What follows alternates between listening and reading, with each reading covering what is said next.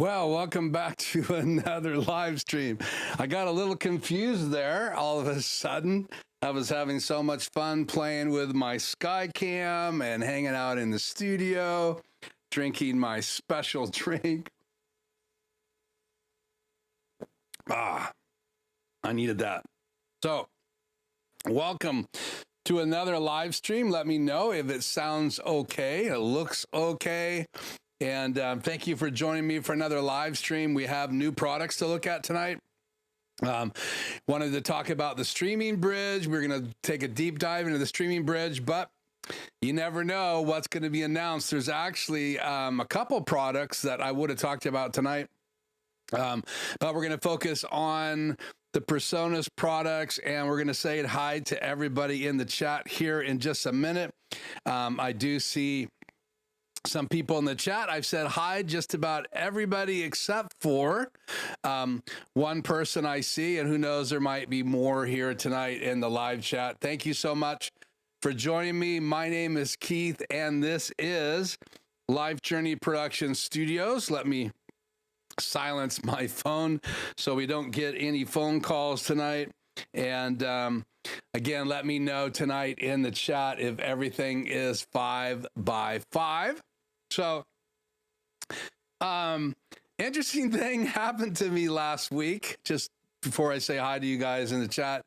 I got offline, got up the next morning, and someone tagged me in a video. It was just a YouTube video. It was like a still image with a voice in the background. It's kind of like you're listening into a conference and the microphone is on, and yet they haven't started showing the video footage. And literally on this video is this kind of squeaky sounding voice. The person says, "Hey, I'm going to reveal to you someone here in just a minute." And they live stream on YouTube, and I just want everybody to know they need a haircut. It was the funniest thing. So I looked at the video. Am I really tagged in it? And sure enough, I was tagged in it. I blocked it, shut it down, and thought, okay, there is a subtle hint. So got a haircut, and not because of that video. I'd already asked Shannon to, she cuts my hair, so I'd already asked her to cut my hair. So I'm going to hit record. We are ISO recording tonight. Let's just get something on the screen back here. I don't like it when all this is blank. My PC will show chat here in a minute. So I'm sporting a new haircut. You're in my studio tonight with me, and we're only doing one studio. And at 6 o'clock my time, Pacific Daylight Savings Time. So that is in just over 2 hours. My video will upload, or it's already uploaded, but it's going to be released. And that is the edited version of me taking 3 ATEMs, 2 in here and 1 in my old studio, which is my bedroom. And I live streamed in here on YouTube for the whole night. And then at 4:30 in here, I got up and went into my other old studio. I had a camera in there, had my ATEM Mini Pro in there, and I streamed on Facebook from that studio. And if you didn't go over and watch it on Facebook, and I know some of you did, and because it shows me who watched it on Facebook. But if you were sitting in here watching me on YouTube, this screen was just blank. There was no audio or anything because this studio was still going on YouTube, but I wasn't in it. And the microphone that I had was off, and then I put a new microphone on in the other studio. And in the other studio, you could see this studio and you could see me in Studio B. So if you're over on Facebook, you could see both studios, because I was talking about how I was not in the other studio. But what I did is I edited it all together in about a 30-minute video. I was online for a couple hours. We ended the night talking about my light meter, which is my Seconic, which is right here. So we talked about that after it, and that was 2 weeks ago live. And it's taken me 2 weeks just to get it all done, get it edited. I wanted to release it earlier today, but then I just thought, let's just focus on the live stream. And then at 6 o'clock, when we normally are off the air, that video will go live. So if you want to see it all edited together so you can see me in this studio and then see me in the other studio on Facebook, and I downloaded the Facebook video, so you'll see the Facebook video, even though it's not super high res.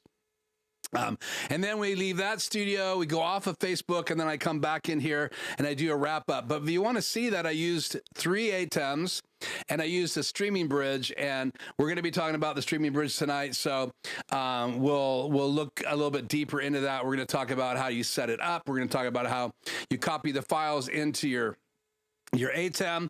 I'm going to stream from my ATEM Mini Pro to my streaming bridge and then bring that into the live using my phone if we get to all that. And we're going to talk about tonight an announcement that Presonus made. But before we do that, let me put chat on the air and let's just say hi to everybody that's been here. Grish has been here for quite a while. So it's good to have you, Grish, from Spokane, Washington, which I think he is the closest person to me. I live about 2 hours or so away from Spokane, Washington. That is in kind of the mid-north east part of the state, and I'm in the kind of the same side of the state, but I'm south, and Spokane's pretty much straight up and a little to the right, 2 hours above me. So good to have you here tonight, Grish, and then good to have Hank here from Bluffton, South Carolina. Always good to have you here, Hank. And then we've got Bert. Good to have you here as well, Bert. We have Doug here as well, Doug Forced Online, and then David from Down Under, so Australia. And I can't remember, Doug, what state are you from? Bert is from Spooner, Wisconsin, it looks like. That's really cool. Hank obviously is from Bluffton, South Carolina.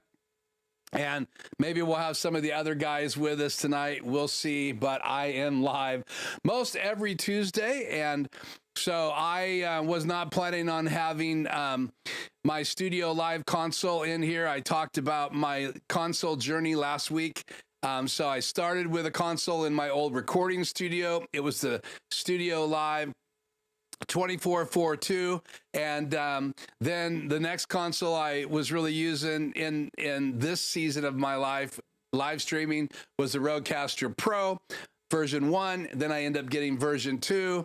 Then I bought the Studio Live version 3 console, the 32SC, which I have on the desk tonight. We'll look at that a little bit later. And then I ended up, the guys I've been helping inherited a desk, the 2442 again. So I went back in time almost, I think it's 14, 15 years, and now I'm training people on this 15-year-old Studio Live desk. So that was last week. And there's lots of things we could talk about the new 32 SC console, which has been out now for a bunch of years, I think 5 or 6 years. I don't know exactly.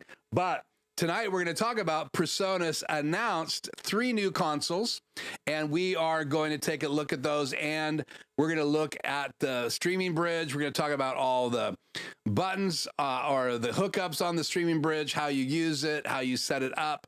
We're going to look at the control software, and we're going to take a deep dive into that. So we'll spend a little time talking about Presonus's announcement here in a little while. But I want to continue chatting a bit here before we get into the meat of tonight's live stream. And I'll just put the still image. This is what's going to, where is it here? This is what's going to pop up tonight. Whichever mouse I need to get here. I have 2 mice in the studio. So this is the still image. It's going to be going here shortly at 6 o'clock. So this is a 30-minute version of 2 weeks ago's live stream. So you guys check that out. I hope that you will like that video and watch it. Again, it combines that whole crazy stream 2 weeks ago where I was live on Facebook and YouTube at the same time using 3 ATEMs and a streaming bridge.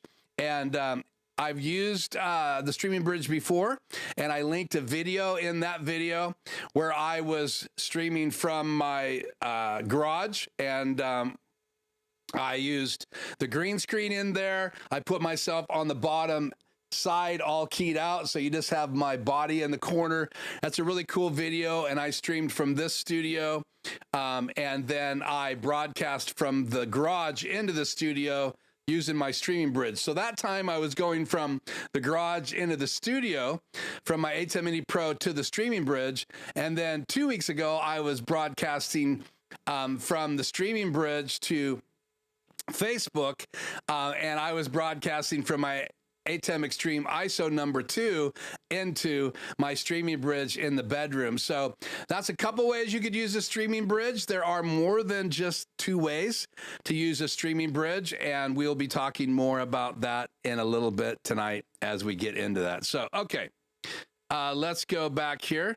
Doug says he is from Tennessee, outside of Memphis. Wow. Cool. Well, I am actually flying to Chattanooga at the end of August, and then I'm going to be going to Nashville, and I have no clue, Doug, how far away Memphis is from Nashville, but man, it'd be really cool somehow if we could hook up. But Shannon and I are flying there. We want to look around Nashville, Tennessee, and I have an adopted older brother that I'll be hanging out with in Chattanooga, Tennessee. So Hank says the video and the audio is 5x5, which means it's good. Excited for all the announcements. Thanks, Dave. I'm glad you're excited. Yeah, Elgato announced a new camera. We're going to talk about that next week because it was too late by the time I saw that announcements today to change the stream, change the still image, because I had a lot of stuff to do to get ready for tonight's live stream already. So, but yeah, and well, while we are talking about that, let's just do this. Me and my laptop.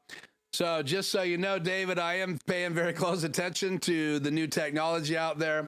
I had this page already open because I was going to allude to it later, but we're going to talk about this. This camera has some really cool features. We're going to look at some images.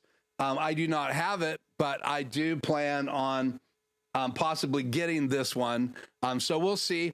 We'll talk about that next week. But David, thank you for keeping me informed of what's new out there. Grish says, oh yeah, I remember that garage stream. I remember it was hot and you cooled it down just a bit. Yeah, I have 2 air conditioners, Grish, that I can put under the garage door. So I lower the garage door and they have like these plastic grids that go on them so you can slide them in a regular window like these kind of windows behind me. So they're designed to fit in those windows and you close the window down on them. But I used it in the garage, 2 of those side by side. And then I just use stuff in my garage to plug the edges of my larger garage door. So those 2 air conditioner units can bring the temperature down in my garage, but it can get really hot in there. And I seem to get these crazy ideas in the summertime to do these crazy streams, mainly because there's cool places other than this studio that I'd like to stream from. And I've been threatening to stream from my back patio, but when the weather's nice, it's always super hot on my back patio. The sun is on my back patio. I would be completely overexposed. I do have some like curtain things that you can lower down, but that ruins the view. So I'm going to try to figure out how I can eventually do a live stream from my back patio with the beautiful fountain behind me. But to this moment in my life, I haven't figured that out yet. Good to have you, Tim. Let's see. Chat on the air. It's good to have you here, Tim, from Melbourne, down under. Tim Morrow, thank you so much. It is a pleasant winter day. Yeah, it's interesting that I can be celebrating summer and you guys down under could be celebrating a pleasant winter day. So I'm sorry, but congratulations that you are on the other side of the planet and we can hang out because of YouTube and because of internet and all the crazy things that we have in 2025. It is, to be honest with you, totally amazing. As a 64-year-old adult, thinking back to my childhood where there was no cell phones, we got a color TV, but I had friends with black and white TVs, and they were the big tube TVs. And now we are using flip phones, and now we have smartphones, and they have smart cameras on them. I can live stream from my phone. Who would have thought? About 3 hours ago, Nashville is a beautiful area. So 3 hours from where, how far are you then from Chattanooga? Would we be closer together when I drive from Chattanooga to Nashville? Let me know also, Doug, in the chat. So, Doug, I just wanted to let you know I've been watching one of the new Star Trek series. I know Doug is a huge Star Trek fan. We have that in common. I've been watching one of the newer ones. It's like Bold New Worlds or something like that. Very, very, very, very high-tech graphics, and I've been really enjoying that. I'm on season 3, but that's enough about Star Trek. But Doug is a fan of Star Trek, and he's got some really cool things for his shelf. Now, I have some things on my shelf. Some of you guys have seen these. I saw this, not this exact robot, a robot exactly like this in a commercial last weekend. So literally this robot was in a high-end 4K commercial just for a fraction of a second. But I love this robot. I'm actually going to add some more of these metal robots. They're starting to make them again. So you can check these kind of robots out eBay. I can't find this exact one, but he winds up and he walks. And these were the kind of toys that would be available when I was a little kid. So now they actually have electronic robots that you can get. And I have a Robo Sapien in my garage. But I have things like this on my shelf. And I think Doug has tricorders and really cool things on his shelf. I collect a lot of Batman stuff. I'm really into the 1966 Batman. So 5 hours from Chattanooga. So I get closer to you as I drive to Nashville, but I am way far away from you if I'm in Chattanooga. Well, that's a bummer. That's just about too far. I know we're driving from Chattanooga to Nashville on Sunday afternoon, staying in a hotel, and then we have a day and a half in Nashville, and then we're driving back to Chattanooga, turning our rental car in, and then leaving on an airplane. So it's a pretty tight schedule. It's a vacation that Shannon and I are taking together, but who knows? Doug, I don't know if I have your email, but if you would like to tonight, fill out this form. I'll put this link in the chat. And then if you so would like to, we could at least connect, and who knows, maybe something will happen where we can do that. Let's go up here and let me pop this link into the chat. Also, if you want a free consult, that is a link that you can go and fill out the free consult form. I'll do a 1-hour Zoom with anybody that needs help. I can also talk to you about my consulting program. I am semi-retired, so I only take so many clients a quarter. But if you ever want to take advantage of a 1-hour Zoom conversation, that would be great. And I don't think, Doug, we've ever done that. Maybe we did at one point, but that would be really fun just to reconnect. So, okay. So, again, that's on in the chat, so you guys can click on that. And if you want to take advantage, and you haven't before, to that 1-hour free Zoom consult. And mainly, it's to talk about helping you and maybe your studio or whatever you're trying to do to be live. So, okay. Let's see. How do I want to do this? Let's go to, let's do this. We copy and paste this right here. What I'm doing is I'm adding one more web browsing page. And let's go back to the Presonus main page here. Okay. So me and a laptop. So as I was doing my research yesterday, I stumbled across a B&H ad in my phone. I got an alert on my phone, and B&H either this morning, it probably was this morning. I think today is the announcement. Presonus, who hasn't made an announcement like this in quite a long time. The studio live consoles have been around for quite a bit. Like I said, I'm working on a console right now at a venue that I help at, and it's 15 years old, and that's the Presonus StudioLive 2442. But I own the new 32SC, which is the smallest of their StudioLive 3 consoles. They do have a 16, which we're going to look at tonight, because one of the new consoles that Presonus announced, and this is the SE model. You can see it right now. All new StudioLive Series 3 SE digital mixers. And if you come down here, they give you a little bit more information about it. And we're going to dive in to these consoles, but I want to show them to you here first. So let's do this. Let me go. How do I want to do this? Let's do this view, and let me just go into, I haven't made this macro yet, so let me go in here to super source, and let's change input 2 to media player 1. And let's go into media player 1 and drop in this new console. So well, that's weird. Let's turn that key off. So this is the new 16 channel SE console.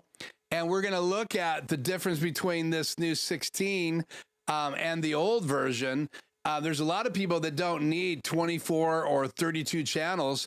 They just have a small venue and they need a really good digital console. I got to tell you, this little console, before we're done tonight talking about Presonus and the StudioLive ST line, you're going to hear from me that I think this is a great console. In fact, I would love to own one. It would be perfect for a lot of the little small events that I do. And it is pretty much the same footprint as my 32SC. I do like the black color, and we'll compare those two here in a minute as well. But what really excites me about that console is all of the extra things it has. It's way more expensive. We'll talk about that in a second. But then they have this 24-channel console that they're announcing as well. And as you look at the 16 and then you look at the 24, you can notice at the top above the fat channel, if you don't know what the fat channel is, it's easiest to see right here. It's that top section on the left.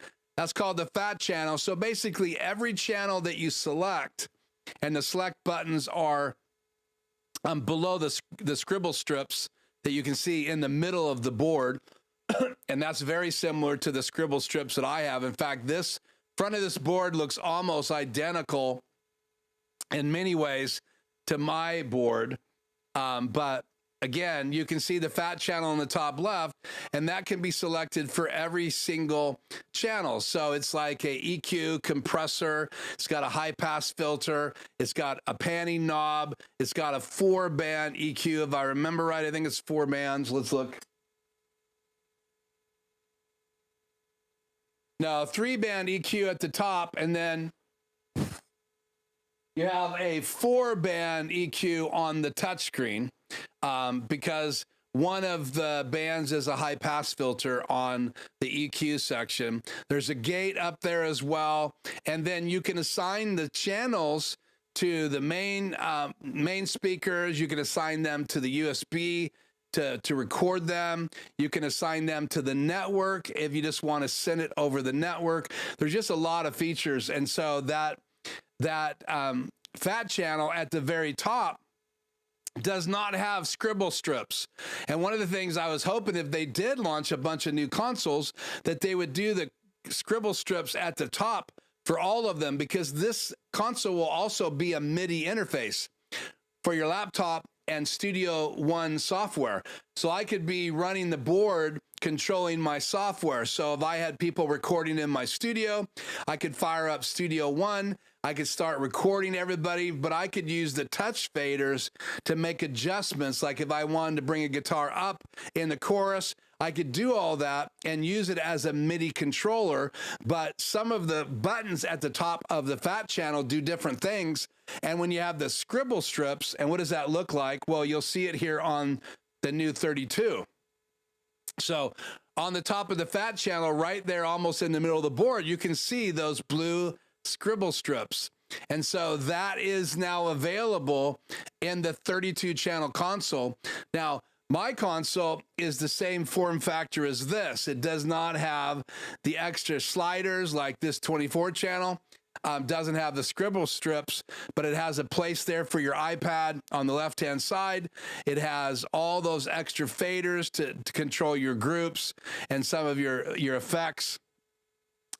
And then when you go to the 32 channel, that's the 24 up there now. If you go to the 32 channel board, then you do get the scribble strips. And so that board right there would be the best, in my opinion, if you were going to have it inside a recording studio as well as a live venue. Or let's say you're using your live venue to record people. Because you can record every single channel in these new consoles. You just have to have a fast enough disk to do that. You can record on SD card, or you can make it a USB interface and you can record all those channels right in to your computer. And Presonus has some of the best integration with software and the computer. In fact, if we scroll down here, change this back real quick. I'll just hit the button here, me and my laptop. We scroll down here, get my mouse back. You got Studio One Pro 7.2. You can see Studio One in the background with one of the plugins, Sub-Zero Bass. Then if you scroll down here even further, I think They have all of their different software that's available, and if you pay the subscription for the Presonus software, you get all of their plugins, and their plugins are pretty incredible. So we'll go over here to the new StudioLive SC page. They have an opening video, but here is the console. So StudioLive Series 3 SE digital mixers go beyond delivering pristine studio sound quality and processing to give front of house engineers and integrators the industry-leading recording, playback, streaming capabilities needed to meet today's demand. So there's some features that they needed to add. This is the 32-channel board that you see up here. That's the only one that has Bluetooth built into it. The 16 and the 24, I do not believe, have Bluetooth. That's disappointing, but it'd be nice if they did. But here is the 16-channel, and you can see the back of this 16-channel. This is pretty amazing when you think about it. Now, that's not it. Let me show you the back. This is the original 16-channel board by Presonus. You can see the interfaces and the I/O.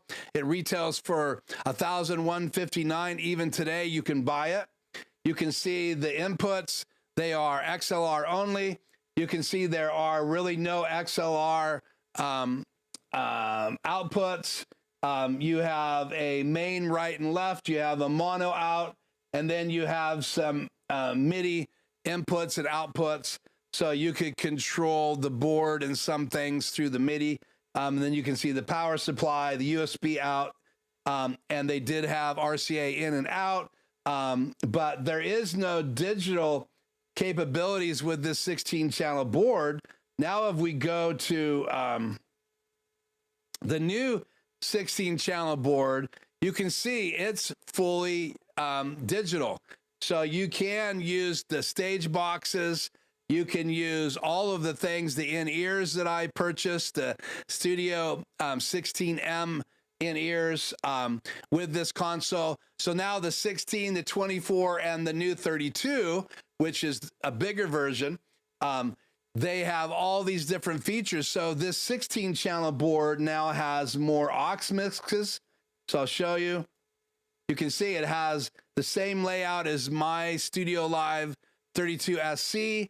So you have the same amount of faders across here. I think, let's just double check. I've got 1, 2, 3, 4, 5, 6, 7, 8, 9, 10, 11, 12, 13, 14, 15, 16. Yeah, so 16 channel faders and one master. You got 16 channel faders and one master. They have 4 FX banks built into this, 16 aux sends. Again, so now you can use this with 16M in-ear mixes.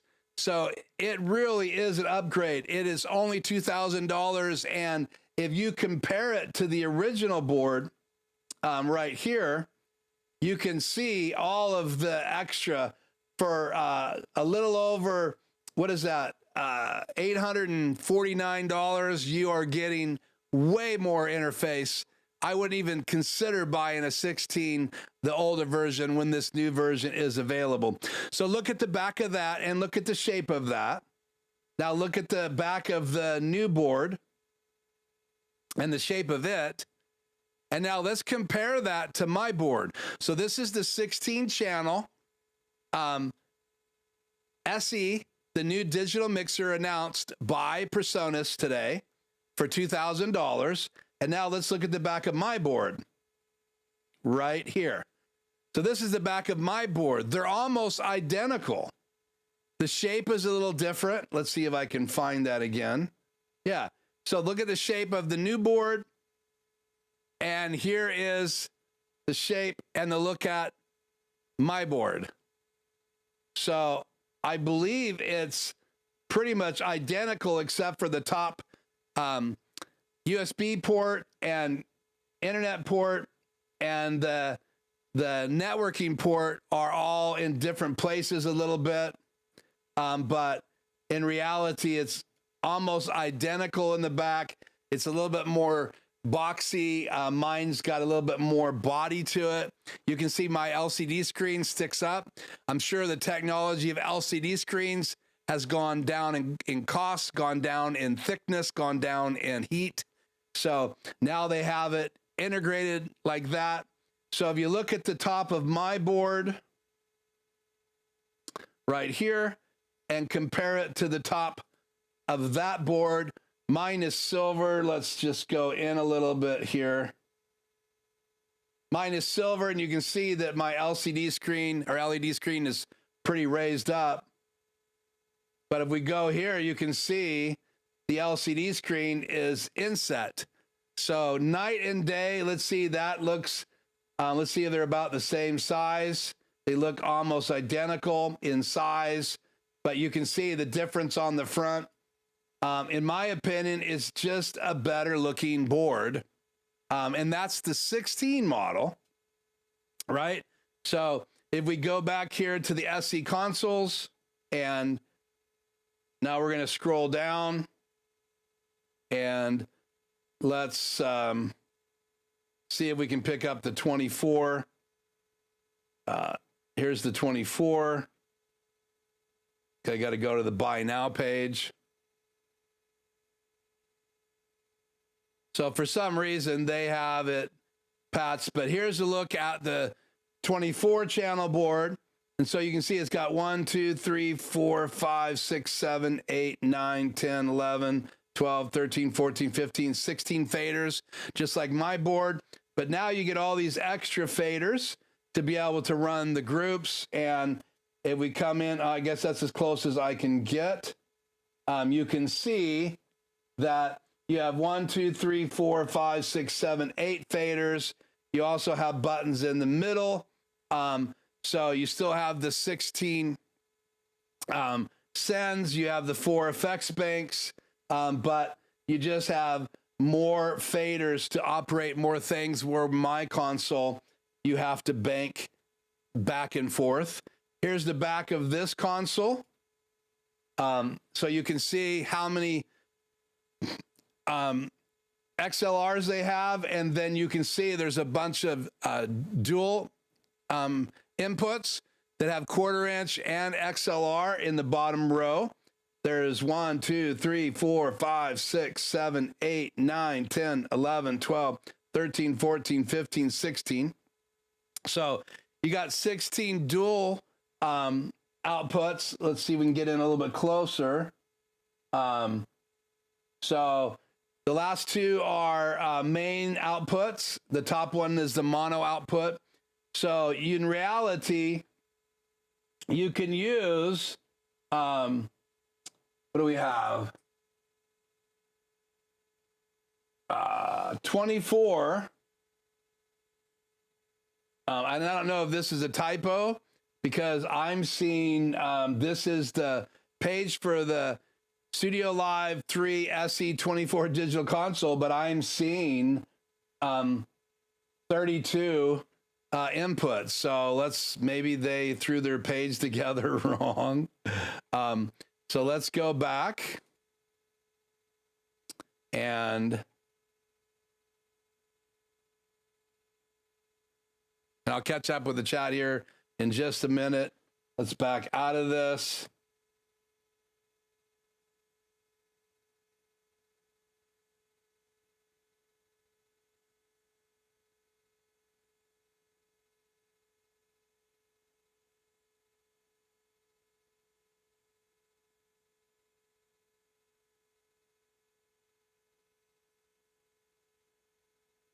Let's click on this 24 channel board.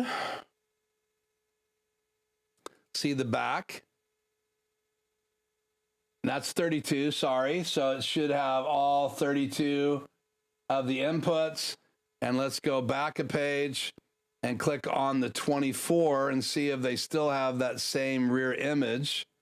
It retails for $3,000, and they still have, it looks like, the same image with 32 inputs. So I think something's off in their photograph, but I could be wrong. I do not know why it would have 32 mic line inputs when it's only a 24 channel board. But for whatever it's worth, the 32 channel board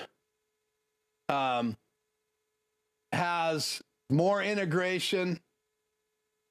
Let's talk about what they say in the specs here.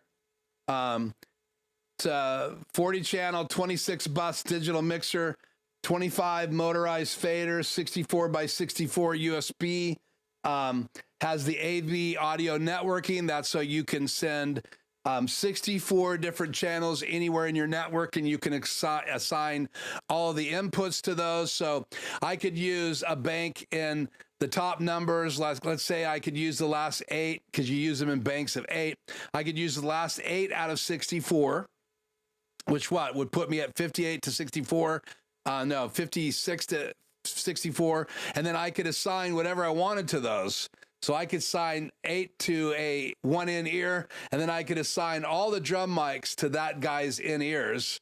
And then I could be using the normal assigned network channels that are normally assigned to the drum auxiliaries, and then that could go to a drummer with all of the other 16 inputs. So the nice thing about the network is that you can assign anything you want to any 2 banks of 8 to any 16M ear mix, and then you could assign any input to those.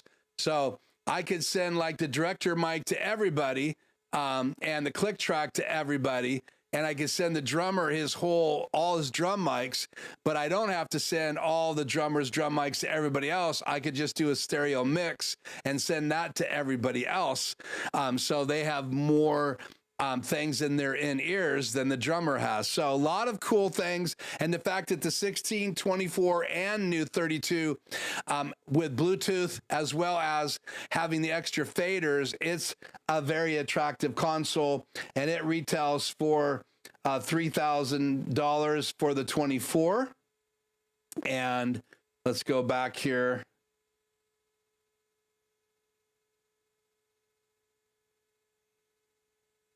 And it's $34.99 for this 32 channel board. And again, it does have the scribble strips. It also has Bluetooth.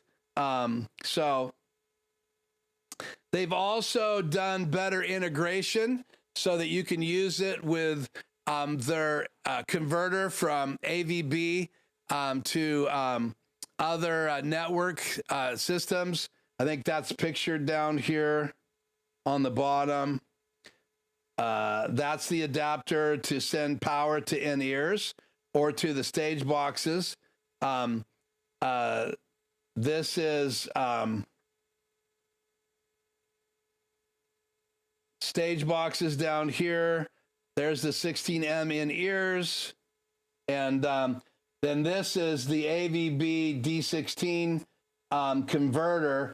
So it creates a Dante bridge. So you can go to it with your network cable and then go out of it to Dante devices. So you can use the Presonus Live new 16, 24, and the 32, as well as my 32 channel board and the bigger 32, as well as the 64 channel board, the older StudioLive boards with this Dante interface as well. So now it gives them a 16, a 24, 2 32 channels, one my size, a rack mountable, and then the other 32 that they just released is larger. So that's going to be more like a desk version or a big case version. But all of them now can use AVB networks. They can all use this Presonus AVB to Dante device. They can use the stage boxes. They can use the in-ears. And so it really gives a small band an opportunity to have a 16-channel console with 16 inputs and 16 outputs to in-ears with 16 mixes. They could have monitors on the stage, or they could use in-ears. They can power the monitors from their in-ears, not powered monitors, but they can use a monitor and their in-ears if they wanted to. So they could just hear their keyboard. So there's a lot of cool things that you can actually do now with this new announcement from Presonus. And I'm still reading up about all the features, but let's go back here and take a look at the new 16, and let's read what they're saying here. So features,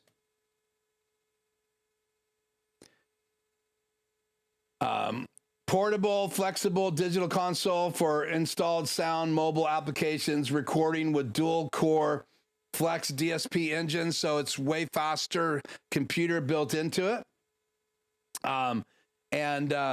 It's fully recalibable 38 input, 40 channel digital mixing console. And again, we're looking at the 32 channel board right here.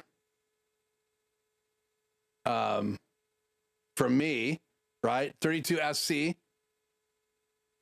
Let's go to the one I wanted to be showing you.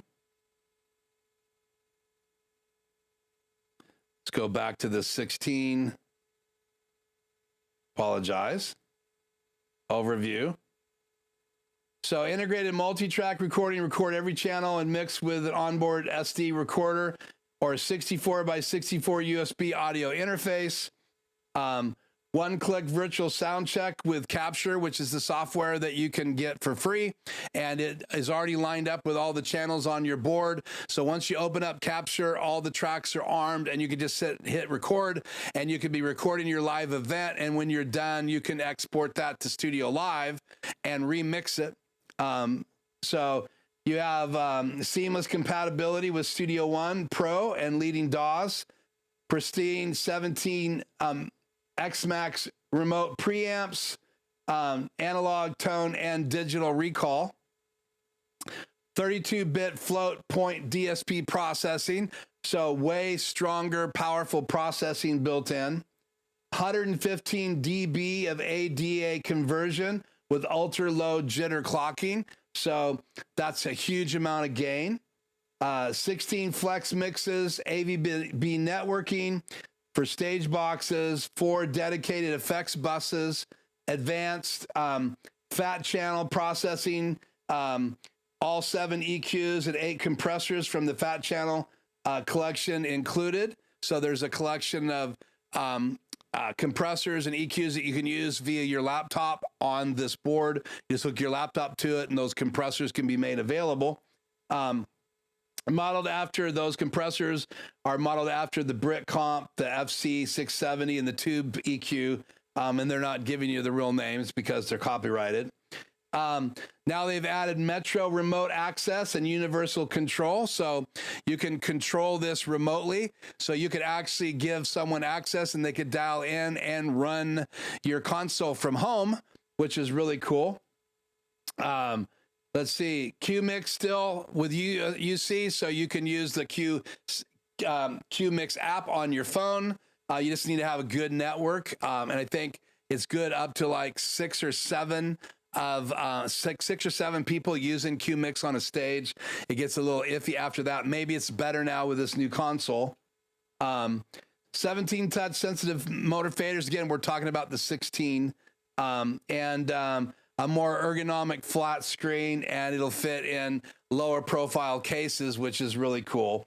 And again, lots of improvements, LCD screen. So in reality, it's going to be a while before we totally understand what this board does, what the 16, the 24, the 32 they do. We know that there are still need for scribble strips on the 16 and 24 above the fat channel, so we're gonna have to live with that. So when you use it as a MIDI interface, you have to memorize what the knobs do, because they do change what they do when you're using it as a MIDI interface to control your DAW, your software.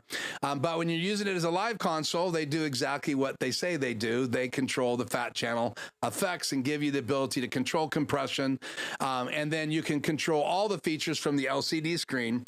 So each different effect has one knob, and each of the 3 bands, including one for the high pass filter, have one knob. So if you want to control more of the EQs and the different frequencies, you got to go over to the LCD screen to do that. And that's true with all of the Studio Live consoles. But if you go back and look at this original 16 channel board. I'll go back to me and my laptop. You can see it had a really small LCD screen. It's really only for setting the reverb, to use the EQ. The EQ uses the whole top of the board, all of those LED screen level meters to for the EQ, and then you can pan right and left for the full 32 band EQ, but no real touch LCD screen, just completely different. Even though it had lots of extra faders, you can see it had what, 1, 2, 3, 4, 5, 6, 7, 8, 9, 10, 11, 12 faders. The last 4 are dual faders. So if you're not using them stereo, they control 2 devices at the same time, which never made sense to me. You could have a right and a left mono channel, but you still have 1 fader. So way more aux sends. This board, like the board I've been working on, the aux buttons right here. Let's see if I can get closer. Can't. Those buttons on the side were master buttons, and on the auxes, they controlled more than 1 auxiliary. So if you turn the volume up on one monitor, you're turning the volume up on the other one, where the new boards, like mine, I've got a separate auxiliary for all of them. And they're not just aux sends, they can also do other things as well. So you can make matrix mixes, and you have the ability to do pre and post. There's just a lot of cool features. So you can buy the StudioLive 32 SC console that I've had here in the studio, and I've been using live. You can buy that now for $1,689. It used to be $2,000.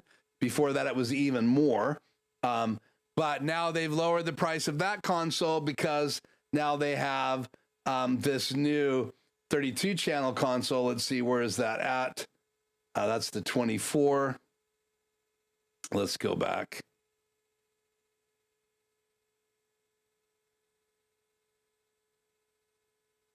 Mixing consoles.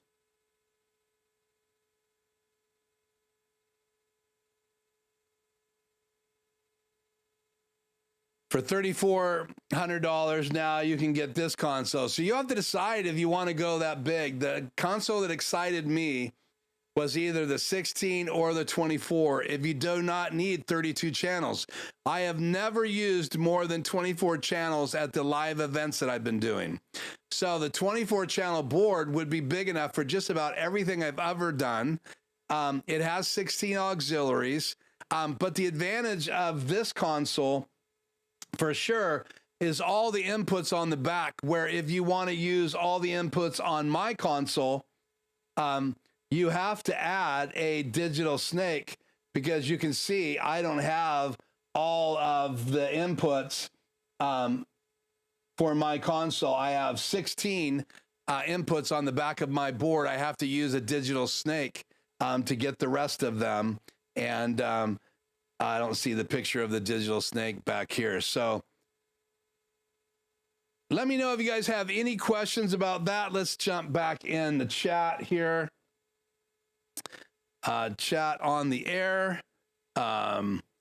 David says, are you going to get any of the consoles? Yeah, I'm really considering, David. Not for me, but for my friend I'm working with. I'm seriously considering about them getting a 24 channel console that would stay with the tent. I've been taking my board to the tent events. I'm not planning on doing that anymore. They have the old 24/4 2 that they're going to be taking to the events. What I do like about that older Presonus StudioLive 24/4 2 is it has the direct outputs on the bottom. So they're post gain. So as you set your gain levels, you can just come out of those 3 adapters, and with a adapter, so you can go from the back of that board out to 8 of the inputs on your in-ear receiving unit, and then out of the other one, the other 8, so you can send 16 different channels. And then you have access to the other 24, so you could do some quick patching. So if you have like an Avion interface that takes 16 in-ear signals, at the last second, if you needed to use something else or someone brought in something on the wrong side of the stage and you wanted to use channels 23 and 24, you could just patch those in. You could pull out 15 and 16 and plug in 23 and 24 because it has those direct outputs. I used them in my studio. We're using them at the venue to go to an Avion system, and these new boards do not have that in the back. They were right on the bottom. And so you can see all this space at the bottom right here on my board, my 32 channel board. They would have room to have those outputs down there, but they don't. And I think I can show you guys the back of the StudioLive console. Let me just go in here real quick. We'll go back to me and the logo for a second. I thought I had a picture in my folder here for last week. No, I do not. I thought I did. So, but again, having those direct outs in addition to all the inputs and the auxiliary outs, that's pretty cool. So we're considering getting a new board. This is very attractive because, again, you could still take it and use the AVB system and send, buy a 32 channel stage box, and then you could put the stage box up on the stage and use it to patch in all your in-ears. So that 24 channel board would send all 24 channels to a 32 channel stage box, and then you could patch whatever of those 24 channels you wanted to out to because it has 16 auxes built into it. So you could patch all 16 auxes from that 32 channel stage box. And I think there's a picture here of the 32 channel stage box. Let's just go back here to Presonus. Let's go to Mixing Network, SE.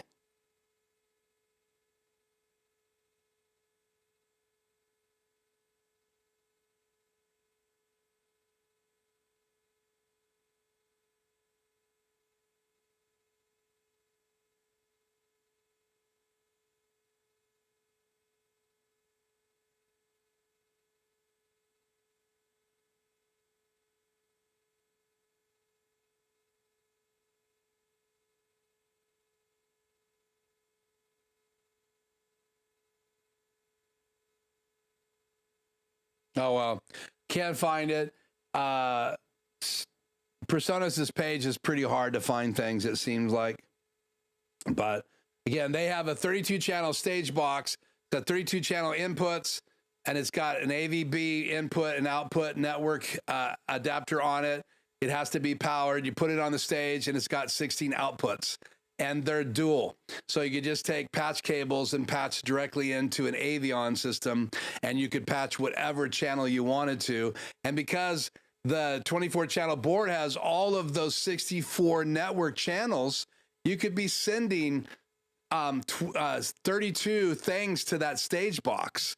So I could send the tape signal, I could send other things to that stage box. So once you go digital, there's some things you can do that supersedes and goes beyond how many inputs you have on the board, because they build into that DSP engine all 64 AVB network channels, and then you can assign any input and output to those inputs and outputs on the stage boxes, which is really cool. Now, if you don't have a 16 channel stage box on the stage, then you can't assign 16 auxiliaries to it, or something else, like you could assign your mains to an auxiliary out, which is pretty cool. The other thing, you could use two 16.8s because they have 16 inputs and 8 outputs, and you can put 2 of those side by side on, like I own 2.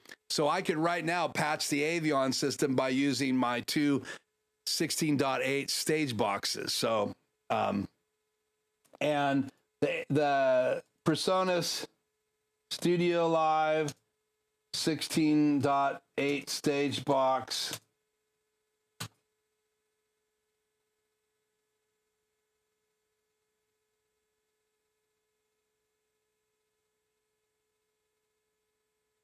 is this right here. So I have 2 of those. I've made it rack mountable, so I've taken the handles off and put rack ears on it. I bought one of them new and one of them used. You can see they're not inexpensive. You can buy them for less than $9.49, on sale all the time. But you can buy a 32 digital stage box. So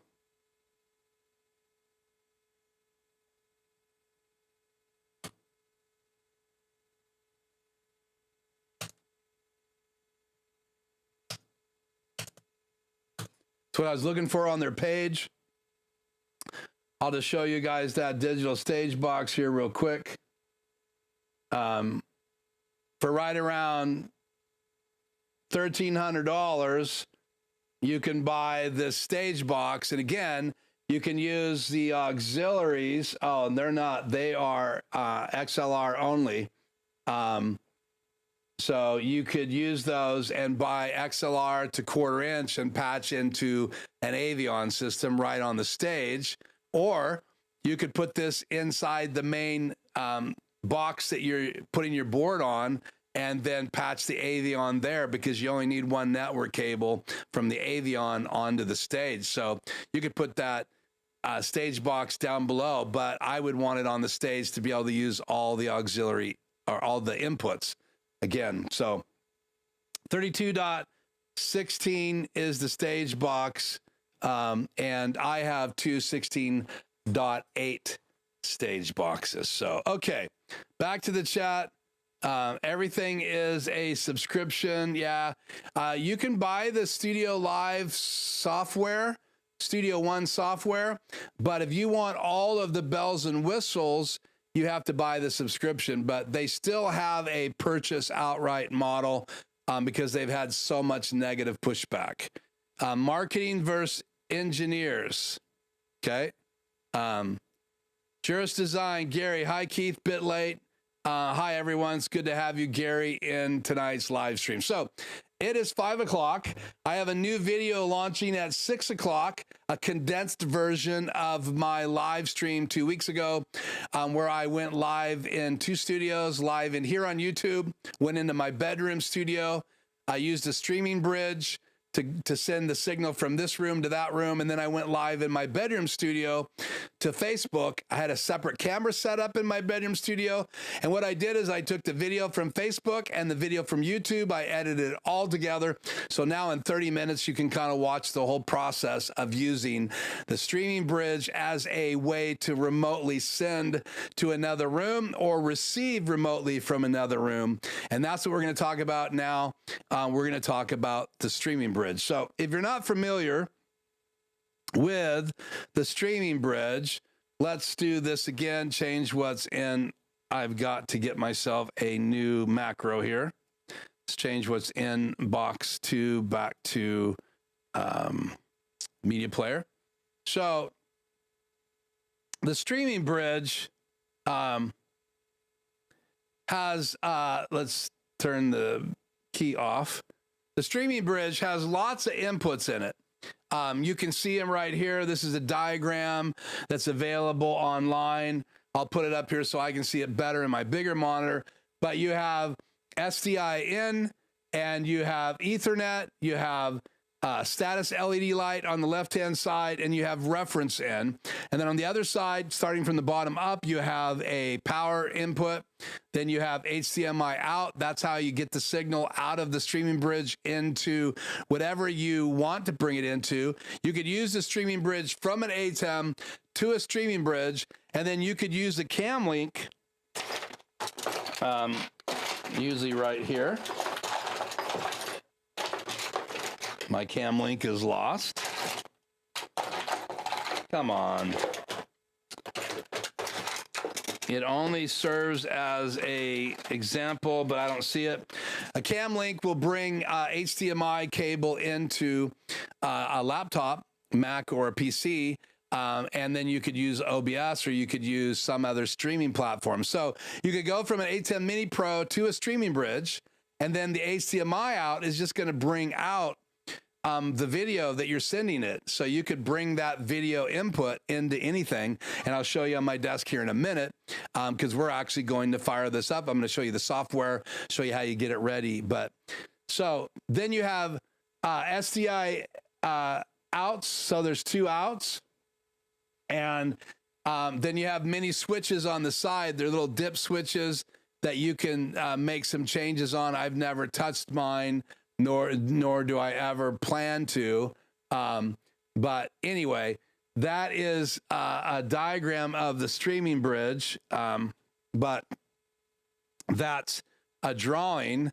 This is what the streaming bridge looks like. And I have one of those here on my desk, and we are going to take a look at that live here. So let's find that camera. Let's see, it's not that. Yeah, it is that camera. So let's see, is this changing right now? No. Let me switch my Skycam here.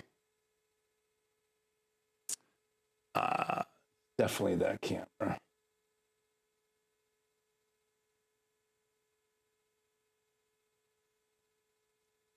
So I'm going to change microphones real quick. I am on my lav microphone, and there you go. So let's change the way we're seeing this here real quick. Let's turn on, there we go. I'll change what's in box 1 right now.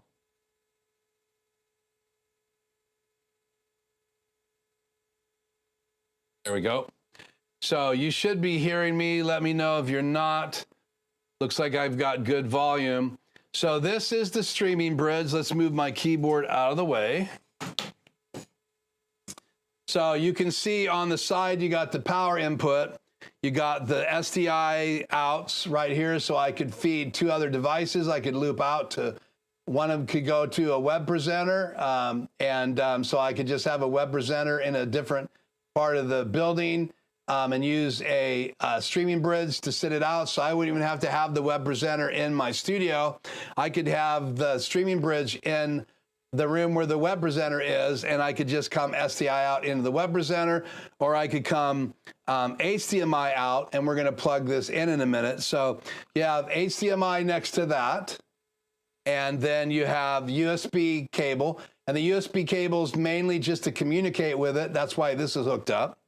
And then on this side, you have reference in, and you also have SDI reference in, and then network cable. So this is networked so I can access this. So what we're going to do now, we're going to pull the control software over. Go to me and my laptop, and we're going to go up here and we're going to access this. You go to connect. Let's just walk you through that. You go up to file. You go to connections. It brings up your interface where you can choose which ATEM you want to control, but I want to go into the setup menu on the bottom of this little box right here. So I go into the box, and then it opens it up. Now, if I have my USB hooked up, it will show me my streaming bridge, but if I don't have the USB hooked up to it, it won't show it to me. And you can see I can go through my other ATEMs. I have my ATEM Mini Extreme ISO 1, I have my ATEM Extreme ISO 2, and then I have my ATEM Mini. But right now we are talking about the streaming bridge. And then if you click on this little icon below it, if it was streaming, you would get data right here. And you're gonna see that data here in a minute when we make it go live. So you click on this little button right here, and if you do the firmware update, and there's a number of firmware updates, we're going to look at those here in a minute. I think there's been 4 firmware updates that updates the control software. And if you own an ATEM, some of the control software updates will give you a firmware update for your ATEMs. Sometimes there is a firmware update for a streaming bridge. And so there has been, I think, 4 since the very beginning. since they came out with the streaming bridge. I think it's been like over 2 years ago. But you can see all the new information you have. On the top left, you have the setup screen. And on the right up here, you have the streaming source. So if you want to stream from an ATEM switcher to a streaming, a certain quality, you can set it right here. So now you're going to be streaming to the streaming bridge at streaming high. You could even go from one room of your house to the other room of the house at HybridX high. And again, I believe that this was added in a firmware update. I'm not sure which one of the four, but if you just update your streaming bridge to the latest version, which is a couple versions ago, I'll show you that in a minute, then you can update it. So you would hit save to save those settings. So we're going to leave it at streaming high. It says save the settings file. So this is a Word document that you can copy and paste into your ATEM. So we're going to go ahead and save that. And then it asks me where I want to save that file. This is the file I have to open up in my ATEM, whichever one I want to stream from it to the streaming bridge. I have to open up that file inside my ATEM control software. So right now I need to tell it where I want it to save it. So tonight we're going to save it in my directory for tonight's live stream, which is probably up here in recents. Let's look. Yep, there it is, July 29th, 2025. It says ATEM Streaming Bridge Keith, because that's what I named it. We'll click Save. We'll go back to the setup screen, and you can see I named it up here. You can change the name. You can create a static IP. If you want to send it to a neighbor's house and stream from your studio to your neighbor's house, you're going to have to open up your firewall. You're going to have to do port forwarding, and you're going to have to then give that person the file. They could stream from their ATEM to your streaming bridge, or you can copy the file, open up your port forwarding. They open up their firewall, and you could stream from your house to someone else's house. That's kind of an interesting concept. If your kids move in by you on the farm and you want to share your cable, anyway, that's all I'm going to say about that. And then I'm going to take a drink right here, see if I can cool down a little bit. So we have copied the file. We saved it. We saved it into my directory for tonight's live stream. But let's walk through the rest of this. I can set a static IP. You can see what version of the control software firmware update I have. The firmware update I have is 9.7.1. So, and in that firmware, I think they added time code. So the ATEM streaming bridge can now receive time code. And we'll look at those different updates. I've clipped them so I can just drop them in and show you the 4 updates that I found in the control software. And again, to update your streaming bridge, you just download the control software, the most recent version. And then when you go back to this screen right here and you click this button, if you have a firmware update in your control software, remember, I'm in the control software when I open up the streaming bridge.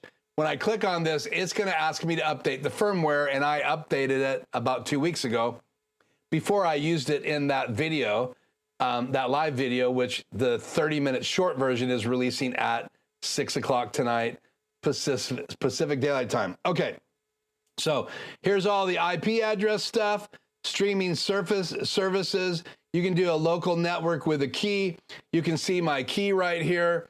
We are going to use that tonight, and if you want a new key, you just click on the key. You can stream without a key by clicking up here. But if you want to add extra security, remember, no one's probably going to be able to stream to your streaming bridge because they got to get through your firewall. And if you don't have it open, they're not going to probably reach your streaming bridge, even though they have your key and they have your location. But keep that in mind. You can do it with a key or without. And so I have it set up with a key. And if I click on this, I'll have to save the file again. So if it doesn't work, we'll have to fix this. I don't think I clicked on that. And then you have reference timing. That's lines and pixels. I've never messed with that. And then down here, you have TalkBack. One of the firmware updates allows you to send TalkBack back through the streaming bridge, because now they have cameras that will communicate with consoles that have built-in streaming bridges and with a streaming bridge. So what they're going to do is let you have a talkback mic on one of the BlackMagic design cameras, and you can now assign the talkback to go back and forth, and you can see you have a choice: 1 and 2 program audio, 13 and 14 engineer audio, and 15 and 16 talkback audio. And you can enable all of those or one of those or not at all. So I can enable all 3 of them or one of them. I guess you can't enable all 3 of them. I'm sorry. So you have 2 channels. So that's off. You could do a factory reset. I don't know if that takes you back to the original firmware. Never tried it, but mine is update. And again, so I'm not going to hit save because I don't want any of the changes. But I do want to go back up here to streaming settings and again show you that I am streaming from an ATEM switcher. I can also stream from a web presenter and a BlackMagic camera. And who knows, if you're streaming from a BlackMagic camera, you might be able to enable all those ports. So let's try that. Let's say we're streaming from a BlackMagic camera. And then it gives you a bunch of different lookouts. Create a secure streaming link from any BlackMagic camera with streaming features to this streaming bridge over a local network. Select ATEM streaming bridge, Keith, in the camera live streaming menu and enter the streaming key. And so we'll look at that here in a minute. So we're not going to save those settings. I'm going to go back to streaming from an ATEM switcher. We are streaming high. I'm going to go back to setup. We're going to click cancel here. And let's now go over to my ATEM I'm going to be using. So let's get out of here. Let's go back into the control software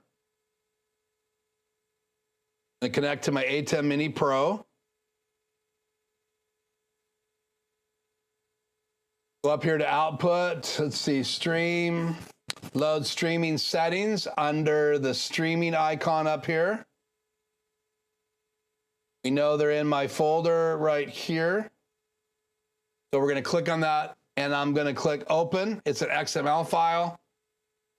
So my ATEM Mini Pro should be ready to stream to my streaming bridge. So we're going to go up here to output, click on streaming bridge Keith. This should go on air. It is on air. So I'm now streaming to the streaming bridge. So we're going to go back up here to connections. Going to go back here to ATEM setup. And now see you are on the air. It says that you are 1080p 2997. And there is the bit rate right now because I'm not sending my ATEM any signal. So let's go back to me and my logo. And we are going to, let's go back to this view right here. So now what we're going to do is, how do I have this set up? Trying to remember here. Okay, so I have a HDMI input. So I'm going to take this. This is feeding my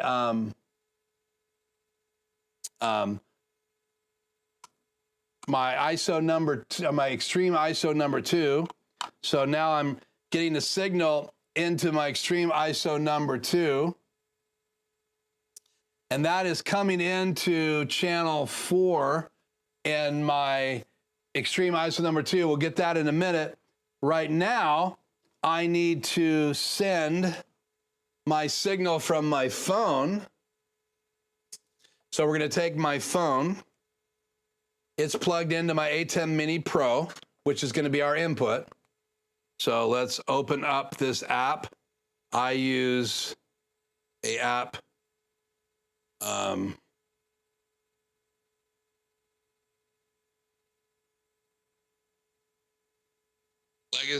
Legacy Filmic Pro. And it gives me a clean HDMI out. So now I have a clean HDMI out. I'm just going to let that shoot the ceiling. Well, we'll set it on the Rodecaster Pro to give us a decent picture here. So now that is going to my ATEM. Let's go back to this view. That is going to the ATEM mini right here. And I'm going to choose channel 1. It's going into, let's double check. Yeah, it's going into channel 1. Let's see if I can zoom out right now. There we go. So we are going from the HDMI out into my extreme ISO number 2. I don't want fade to black on. Turn that off. Over here, and I think I can zoom out even more. So it is right here, and we need to access channel 4, and I'll do that in a minute. But right now, we are sending the picture that I have right here on my iPhone. You can see I'm going to send that picture into my ATEM. I'm choosing channel 1. That's what I'm plugged into right here. So the signal from my iPhone is coming in channel 1 of my ATEM. It's streaming out of my ATEM Mini Pro to my streaming bridge. It's coming out of my streaming bridge and it's going into ISO number 2, my extreme ISO number 2. Now I just got to get channel 4 into tonight's live stream. So what I'm going to do now is I'm going to get out of my streaming bridge. I'm going to access my extreme ISO. Let's go ahead and show this on camera. I'm going to go in and access my extreme ISO number 2. Actually, you know, I don't need to do that. Yes, I do.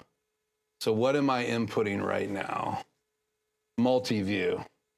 I'm going to go to my extreme ISO number 2. And I'm going to set output number 2 instead of multi-view to my streaming bridge. Am I not going in? Oops.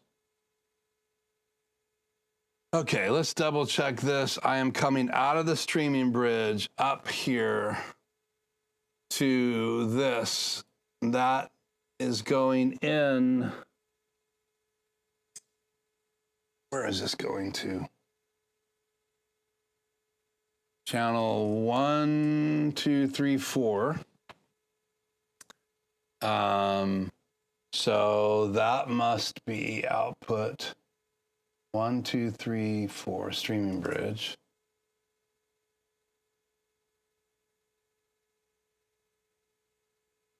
Okay, that is not working, so we're gonna bypass this. Ugh. And we're gonna go in, let's see, what do I wanna go in directly to? Let's go in directly to, let's go into my shuttle channel. Let's see, 1, 2, 3, 4, 5. 6. 1, 2, 3, 4, 5, 6. I'm gonna take that out. I'm gonna put this in.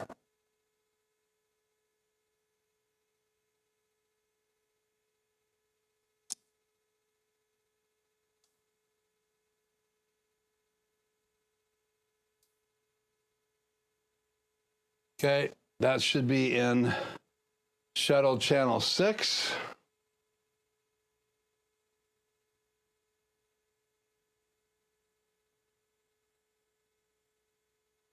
And I'm still not receiving a signal here. So what am I doing wrong? ATEM number 1 is sending a signal to my ATEM Mini Pro. ATEM Mini Pro is streaming to my streaming bridge. I'm coming in to input number 6, and it is not getting a signal. So let's change chords. Could be the chord.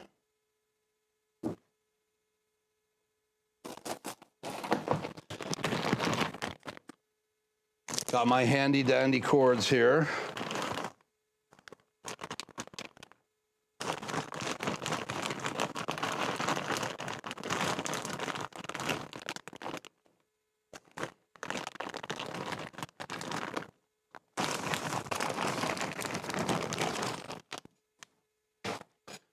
Let's see. Let's get this signal going again.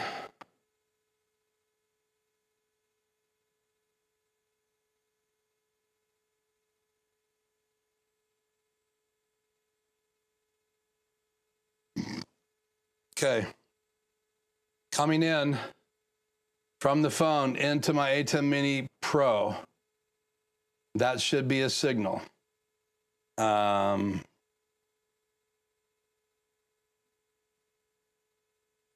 That's why. Okay, HDMI out of the streaming bridge. Directly into channel 6.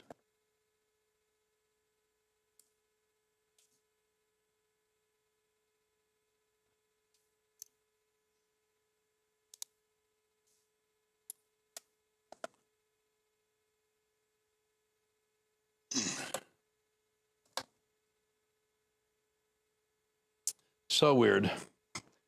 All I did was not have channel 1 live in my ATEM. Somehow I bumped the button, it went back to channel 2, and there's nothing in channel 2, so it was just a blank signal. So now, let's go to me and a laptop. Get back to my main ATEM here. And we are going to change the layout of SuperSource. So we're going to go box 2, the SuperSource. And what do we want to make that? I make that channel 4. There you go. So I'm going from my ATEM Mini Pro. Okay, right there. Going from an ATEM Mini Pro, I'm streaming through the network. There's the network cable. This input right here is the cable that I'm using from my phone. I'm going into channel 1. Channel 1's live. Audio is on for channel 1. I am going on the air to my streaming bridge. My streaming bridge is coming out. There goes the cable. That is going into channel 6. And I am accessing it just through the output. So I have channel 6 assigned to my 2 outputs, and those 2 outputs come in right here. So I've just assigned channel 4 into SuperSource instead of my laptop. And now I have the monitor in the view, and you can see that you can stream. So I'm using a streaming bridge to stream from my ATEM Mini Pro to my streaming bridge.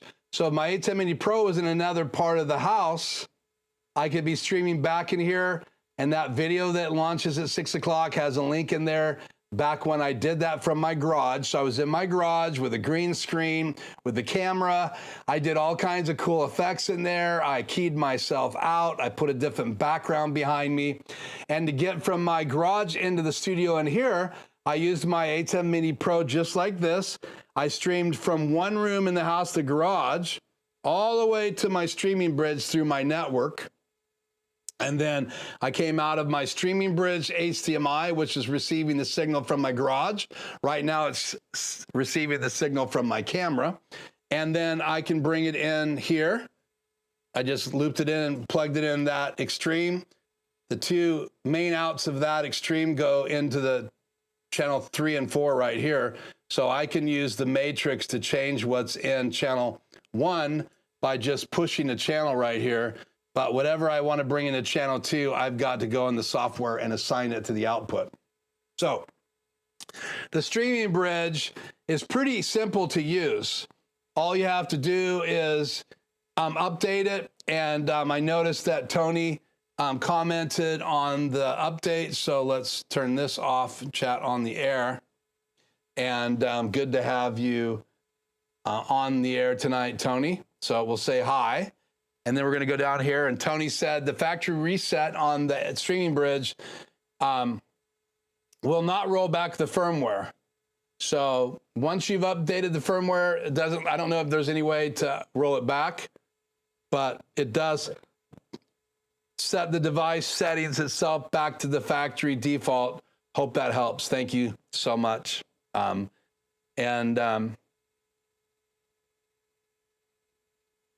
Blank screen, Keith. Yeah, I think I fixed that. Thanks, Dave. So again, let's go back to this. And are there any questions about the streaming bridge? We looked at the software.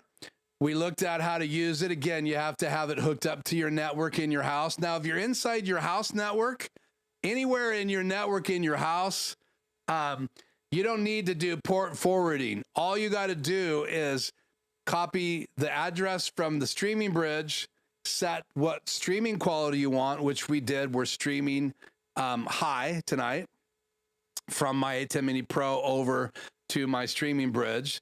But again, you have to set them the same. So you're going to set your ATEM to streaming high. You're going to set your streaming bridge to streaming high. And then it's going to output that signal at high. If you want a really high quality signal inside your house, then go HybridX high through your network. Hopefully it's fast enough over to your streaming bridge, and then it'll export it out of the HDMI output in HybridX high quality, which is be super low compression H.264, which is all the compression inside the streaming bridge and the ATEMs that uses H.64 for its codec, and that's just compression. And each level, streaming low is a really high compression, not a very good quality 1080p signal, but might be usable for some people.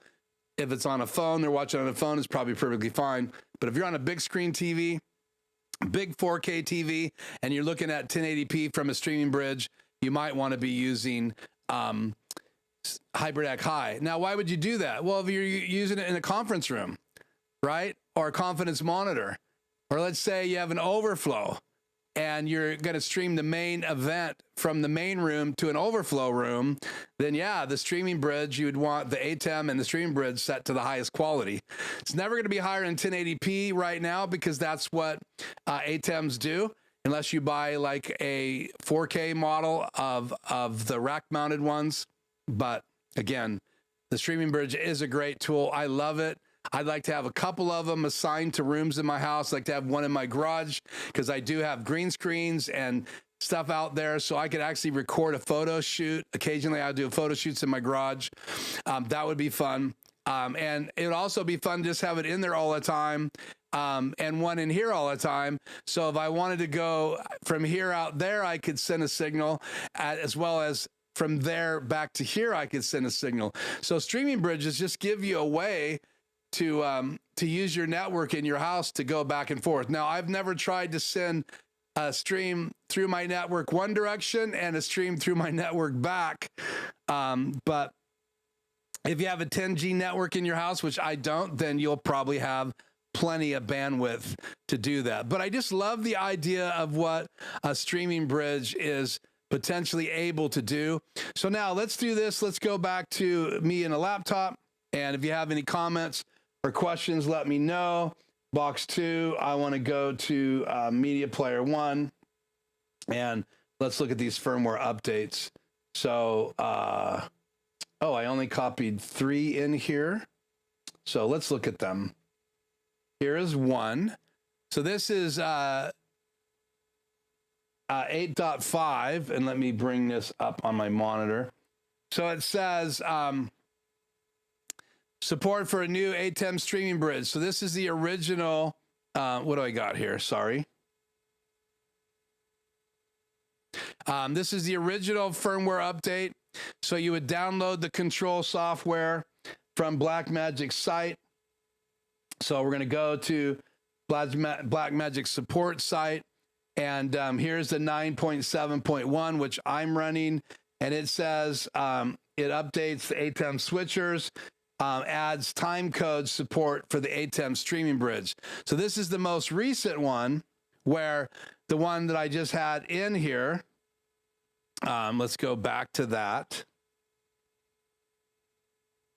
Let me show you where these are at first here. Let's close that. So you would go to BlackMagic's site, click on support icon. You go to BlackMagic's site. That's the product page. But if you click on support, and then you click on the ATEM production switchers, the streaming bridge is under that category. And all of these switcher softwares, this is the ATEM switcher control software. This is the update. They now have a 9.8.1. This software updates provides improvements to optimizing manufacturing of ATEM micro camera panel. And then if you click on read more, it'll tell you more about the update. And that's the screen I showed you. And so you can see what it updates. So that doesn't affect the streaming bridge. But the ones that do affect the streaming bridge, if you go back here to the 9.7.1, it says right on here, this software updates is for the streaming bridge and adds time code. So you already know what it adds. And when you download the Windows version or the Mac version, you uninstall your old control software, you update your control software, reboot your computer. After you unload the old version, you open up the file and install the new version. And then when you open up the streaming bridge, it's going to most likely have, if it's an update for it, it's going to have a firmware update. So 9.7.1 does have a firmware update that adds time code to it. And if you read the definition here, it says add time code support for ATEM streaming bridge. So it must lock in to time code when you use the SDI inputs. I've never tried it, but I'm sure that's what it's for. So you could come out of a HyperDeck and sync the time code. So that's all I know about that. So that's that. Then if I go back in here and change what's in box 2 again to the media player and turn the key off. So what did I do here?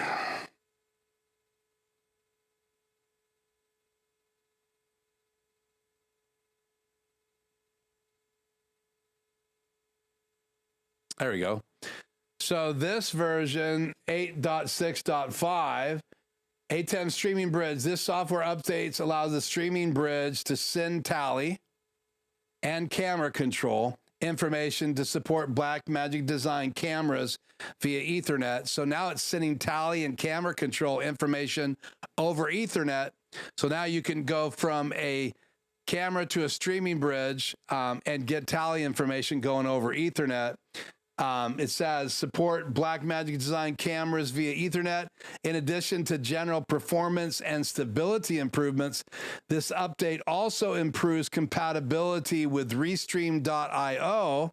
So Restream.io is the ability to go to one location and then you set up Restream.io with an account and then they can stream to all of your platforms. So that is a way to go to multiple platforms, but I don't want a subscription to Restream.io, but this increased compatibility for whatever reason, there must have been an issue, reduces time to reconnect to the Web Presenter Pro, or Web Presenter, sorry, following a disconnect. So I think the web presenters were prone to disconnecting and they relink now. They fixed the bug inside the software and in the firmware of the streaming bridge, so it would reconnect. So it probably just sends a more often am I connected signal. So, okay. And then let's go down here and drag this one in. So this is 9.6.1, and it said software allows you to update your ATEM switcher and ATEM hardware control panels. And then on the streaming bridge, 9.6.1 fixes an issue where 3 HyperDeck streaming quality settings were unavailable. So that is HyperDeck low or medium. Low, medium, and high were not available in the streaming bridge. Fixes an issue where host names could not be used when streaming via internet. Okay. No clue what that was. I've never streamed to another location via the internet through a streaming bridge. and then general performance and stability updates. So again, that's the 4 firmware updates that I have seen since the very beginning of the streaming bridge coming out. I've owned one since it came out. I wanted to do another video tonight, diving into it deeply. I've used it, showed you guys how to use it before, but I've never gone through in a long time all the setup processes and let you look at the setup screen, because again, a lot has changed in the streaming bridge in the software because of the firmware updates. So I hope you will consider someday maybe adding a streaming bridge to your studio and see if you can stream remotely from it. I really do think it is a cool device. So Matt Large, good to have you. Hi from the UK. Have you seen Rode's Call Me feature announcement tonight? No, I haven't. Rode's Call Me feature. Well, let's look it up. Why not? We know that Elgato came out with a new Facecam Pro. We'll talk about that next week. And maybe we'll be talking about this new Rode Call Me feature. So let's go in here and let's type in. Let's see how good the bots are on Google. Rode Call Me feature. Is this in a Rodecaster Pro? Like version 2 or something, Matt?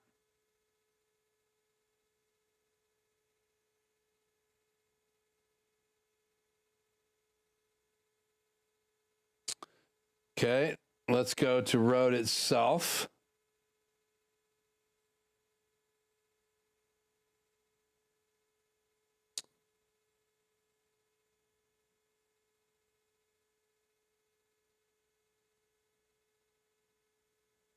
So Rodecaster Pro, sorry guys.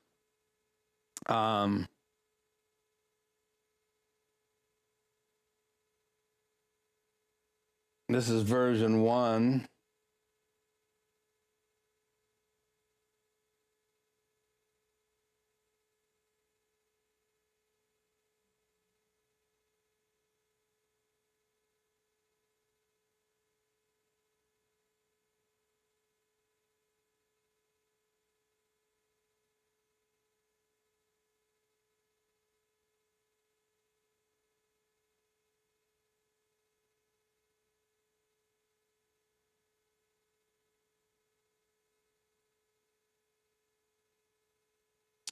Okay, Matt is saying that you saw it on their YouTube channel.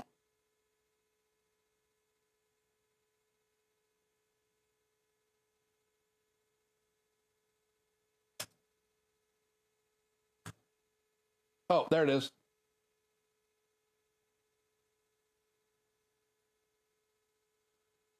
Okay, there is the video. I will put a link in the chat. I'm not going to play this live because I don't want to get flagged.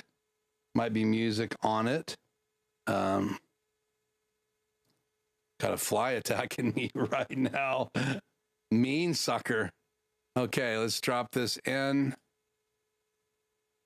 So there we go. That's the link to that video. So no, I haven't. I will look into that and maybe we will talk about that next week. So, okay, in 20 minutes, less than 20 minutes, my new video is going to be launching. I hope that you guys will actually watch that 30-minute video. Let's see. This is the still image that's going to pop up at 6 o'clock as it released. This is a condensed version of my live stream 2 weeks ago. I have downloaded a Facebook version that my live stream from Facebook, as well as the live stream in here, combined it all together using my streaming bridge, sending the live stream from this room into my bonus room, my bedroom, where I used to have my studio, this desk, and everything was set up in there at one point.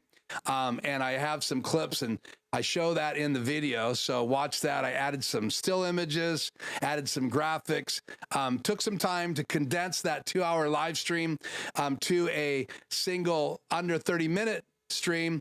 We start in here. I talk about what I'm going to do, how I'm using my two ATEM Extremes in here, and then how I was using my streaming bridge and my ATEM Mini Pro in the other studio.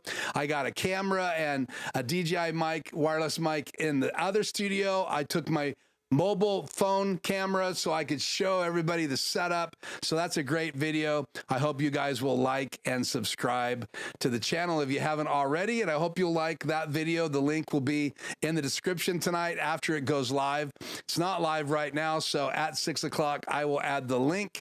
It will also pop up in the feed, and if you're a subscriber to my channel, you should get an alert that that video is live at 6 o'clock. So okay, so again, Rodecaster Pro 2, Matt says, has a new Call Me feature, and I'm looking forward to finding out more about that. Remote guests, direct to fader, free and paid versions. Wow. So remote guests, direct to a fader, through the network. That is pretty interesting. Here's the deal. Rode is pretty cutting edge. So you got BlackMagic Design and Rode. In my opinion, they have done a great job. And remember, Mackie was purchased by Rode, I believe. And so Rode and Mackie are all kind of a combined company now, sort of. Obviously, Rode is in the UK. I think Mackie is in the UK as well. I'm not sure, but interesting things coming out of Australia. BlackMagic Design is on Australia. So you guys down under, you guys have some pretty cool technology and tech that we are using here in the United States as well as around the world. And so I want to thank you guys so much for tuning in tonight. I hope you enjoyed the announcement Presonus made on the new StudioLive 32 SE console, the 24 SE console, the 16 SE console. The big updates are that 16 and that 24 now having AVB networking capability, way more auxes, way better integration, it's a better console. The new LED screens, the DSP engine built in, 32-bit float built in. Even though you can't record at 32-bit float, there is 32-bit built into the technology. Really high gain on the XMAX preamps, I think is what they're called, and better integration with being able to use Dante-based devices. There's kind of a protocol that StudioLive SE consoles have added, so it should make them more compatible with Dante devices. We'll see how that goes. So that's the great announcement from Presonus on the new StudioLive SE consoles. There's 3 of them, and again, they range from $2,500 down to $2,000. And so take a look at those, and we'll see if that's something that I add or my friend and his nonprofit add. We're using a 2442 15-year-old board right now. Who knows? We might be able to get a 24 SE console to work perfectly, because it does have 16 auxiliary sends, and that's super important if you want to use in-ear devices. So, okay. Then we talked about the streaming bridge, which I'm a big fan of. It's not a new device by BlackMagic Design, but I don't see a lot of people online and YouTube talking about the streaming bridge, creative ways of using it.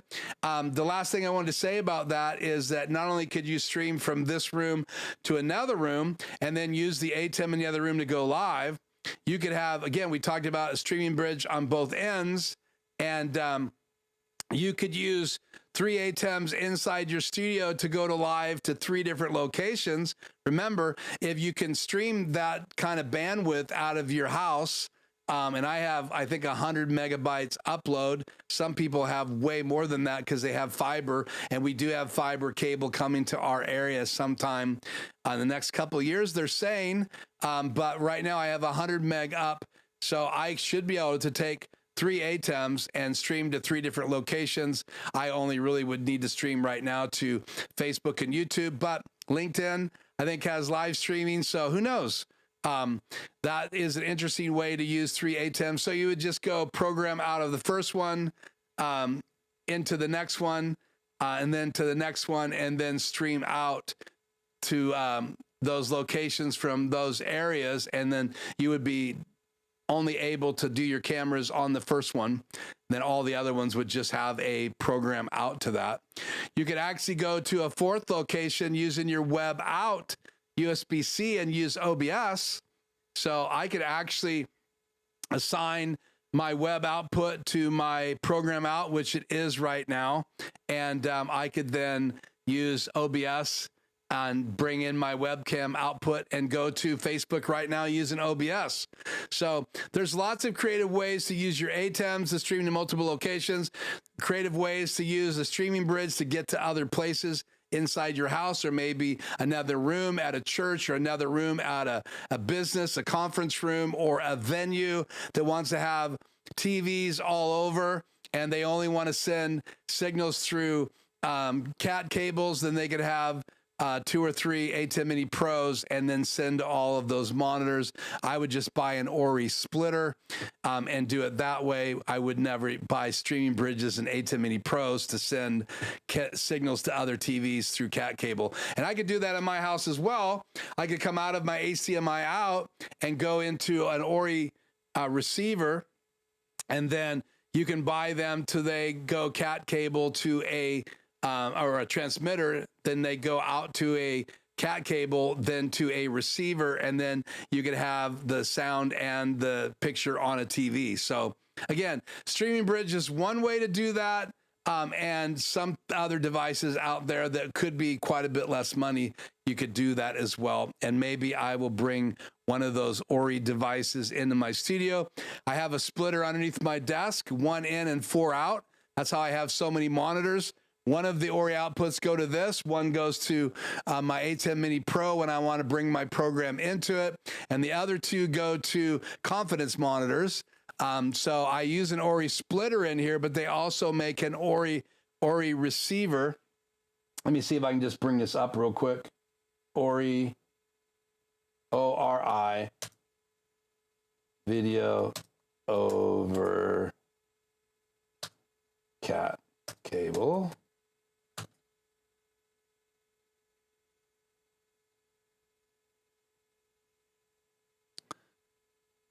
And here's a sample of one of those right here. So this will send a 4K, 30 hertz, 165 feet, 1080p, 230 feet. And you plug into the device right here, and it sends it out to each of these receivers. We use these at the tent to send to 2 TVs up by the stage from the back of the room. And then they also have a single output on them, and we run an HDMI cable to a confidence monitor back at the booth. So I don't have to have another cat device. So I buy them with 2 outputs, 1 transmitter to 2 receivers, and then I use the 3rd HDMI to loop out HDMI to a confidence monitor in the back of the room.